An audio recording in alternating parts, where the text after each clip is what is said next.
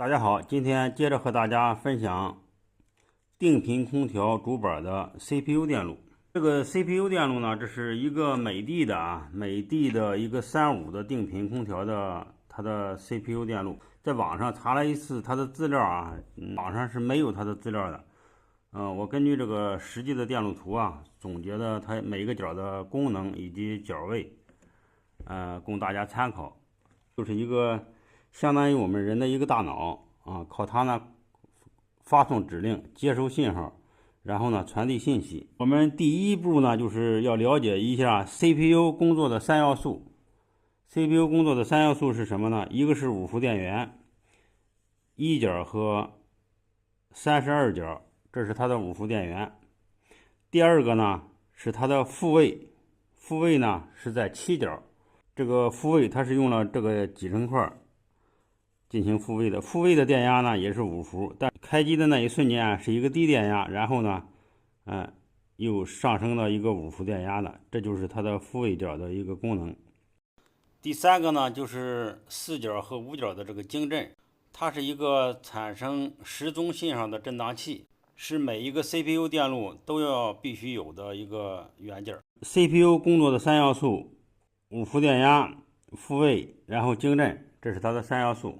一个电脑电路正常工作，五伏的供电必须正常，复位角一定要有复位的动作，晶振呢一定要起振，这三个条件是缺一不可的。接下来呢，和大家介绍一下这个 CPU 电路的各角的功能。我们看啊，一角是五伏，二角是接地，三角是控角，四角、五角是晶振，六角是接地，七角呢是它的复位角，八角是连接的存储器的7角，9角和13角连接的存储器的5角和6角，一个是时钟线，一个是数据线，5角6角。10角是接地的，11角呢是一个过零检测，12角也是接地的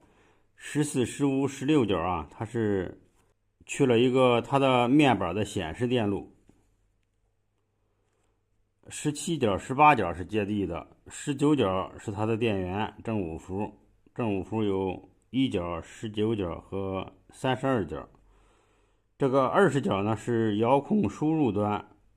，21角是霍尔反馈，就是我们的内风机的 P 级电机的霍尔反馈端。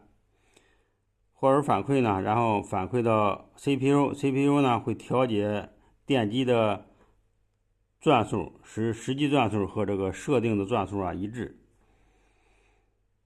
22角是控制电辅热的，23角是管温传感器的输入端，24角是环温传感器的输入端，25角呢是一个保护端，26角是接地的，27角外接的一个蜂鸣器，蜂鸣器也很简单，就是一个 CPU 输出一个高电位，然后经过一个3极管，这儿呢是接地的，这呢就接上我们的蜂鸣器，这样接一个正5伏的电源，就相当于一个高电位，这儿呢接地了，这个小喇叭就响一声。27角是蜂鸣器，28角是控制4通阀的啊，它是先给2003，然后2003再控制4通阀的继电器的线圈。29角是控制 P 级电机的，就是29角是控制可控微的导通角，然后控制我们的 P 级电机的转速。30角、31角是接地的，32角是正5伏，33角接地。34、35、36、37是控制导风板电机的，它是一个步进电机，它两路正驱动信号，两路反驱动信号。38、39、40是接地的，41角是控制外风机的，42角是控制压缩机的。当然，它们这两个也是先给2003一个高电平2003，然后输出是低电平。其实这些个角位呢，因为我们前期介绍其他的电路的时候都是跟 CPU 联系来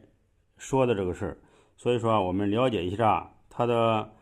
工作的3要素，然后呢了解一下它这个一个个的具体的角位，就可以了。在前几天的视频中，我们对每一个单元电路的电路进行了详细的介绍，然后呢和今天的这个 CPU 电路进行一结合，就会对空调内机主板有一个全局的认识。